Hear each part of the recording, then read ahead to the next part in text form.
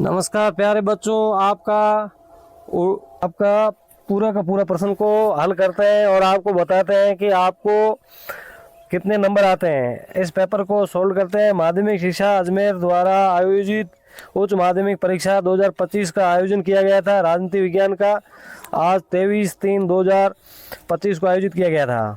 इसमें 20 प्रश्न आपको पूछे गए थे। इसके उत्तर आपको निश्चित समय में देने थे। सभी प्रश्नों का हल करना अनिवार्य था, जिसको आप आज अपन सोल्व करते हैं। क्या उत्तर है?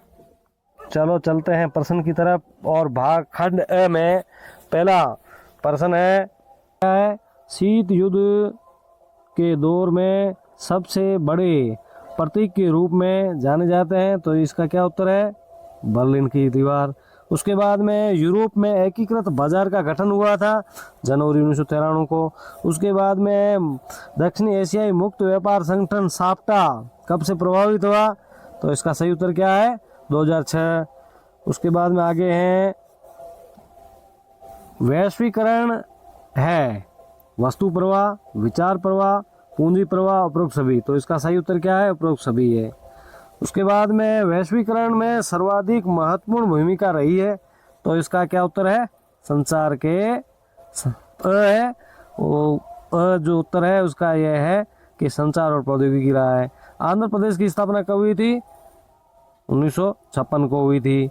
उसके बाद में निम्नलिखित में से प्रथम पंचवर्षीय योजना में जुटे अर्थशास्त्री विशेषज्ञ कौन थे? तो के.एन. राज थे। कौन थे? के 1956 में। उसके बाद में अगला सवाल है कि वार्सा पैक्ट के समर्थक देश कौन था?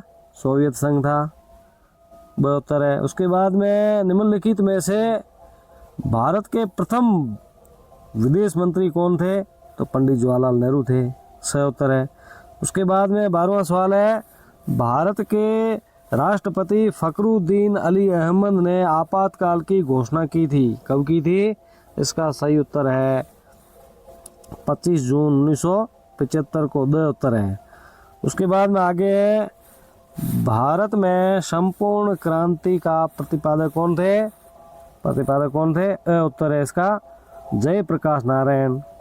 उसके बाद में चौथा आम चुनाव कब संपन्न हुए थे? भारत में जो है चौथे आम चुनाव कब हुआ था? चौथा आम चुनाव का मतलब क्या हुआ? लोकसभा चुनाव। चौथे लोकसभा चुनाव कब हुए थे?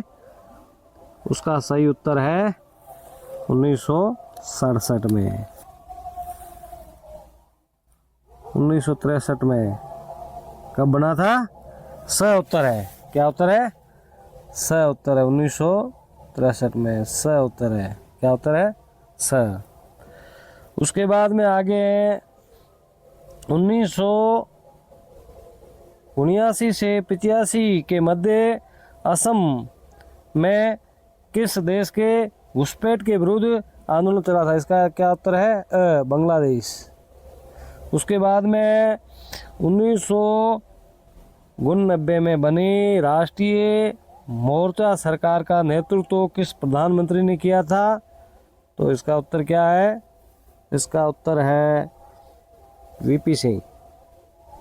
क्या उत्तर है? वीपी सिंह ब। उसके बाद में बॉम्बसेप की स्थापना कब हुई? 1978 में। उसके बाद में समाजवादी सोवियत गणराज्य 1917 की जो है 1917 की समाजवादी क्रांति, कौन सी क्रांति हुई थी? समाजवादी।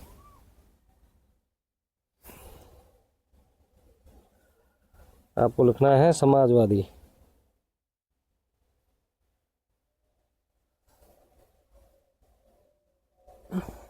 दूसरे में है 1960 में विश्व बैंक की मदद से भारत और पाकिस्तान ने क्या किया था? सिंधु जल संधि किया था। क्या किया था? सिंधु जल संधि। तीसरा है 1941 में अटलांटिक चार्ट पर रूजवेल्ट तथा चर्चिल ने हस्ताक्षर किए थे। किसने किए थे? चर्चिल ने। रूजवेल्ट और चर्चिल ने किए थे। नव उदारवाद वैश्वीकरण के विरोध में एक विश्वव्यापी मंच क्या था? सामाजिक मंच था, विश्व सामाजिक मंच था, विश्व सामाजिक मंच। तो पहले का क्या था? खालिस्तान में पहले का था समाजवादी क्रांति, दूसरे में था सिंधु जल संधि, तीसरे का में उत्तर था चर्चिल, चौथे में उत्तर क्या था? सामाजिक संधि। ठीक है, अब आगे चलते हैं।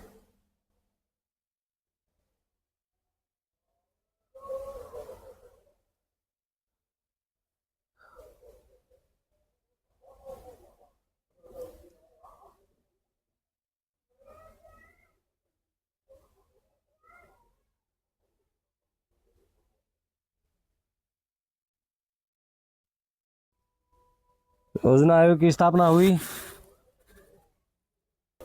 पांचवा क्या प्रश्न है? पांचवा ये प्रश्न है कि योजना आयोग की स्थापना जो है हुई थी, कब हुई थी? 1950 में। और 42वें संविधान संशोधन के द्वारा लोकसभा का कार्यकाल 5 वर्ष से बढ़ाकर 6 वर्ष किया गया।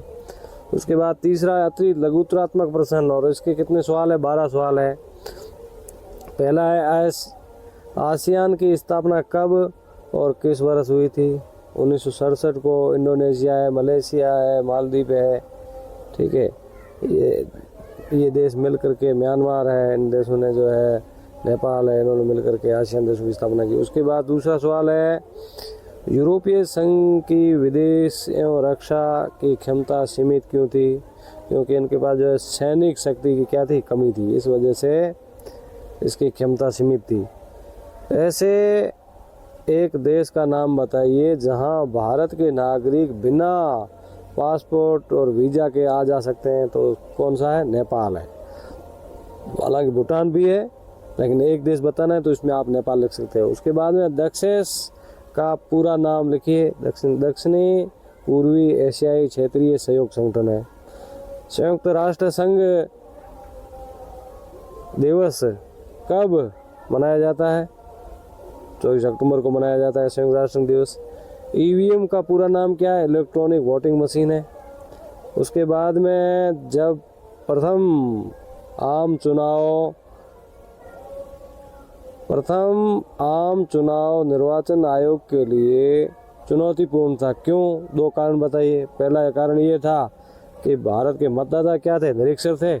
और दूसरा ये कारण था कि निर्वाचन आयोग के पास में अनुभव की कमी थी कि किस तरीके से चुनाव, इतना बड़ा लोकतंत्र का चुनाव संपन्न कराना है, इसके बारे में क्या था? अनुभव की कमी थी। उसके बाद में आज़ादी के वक्त भारत के विकास में कौन से प्रमुख 2 मॉडल थे? लिखिए। तो एक क्या था?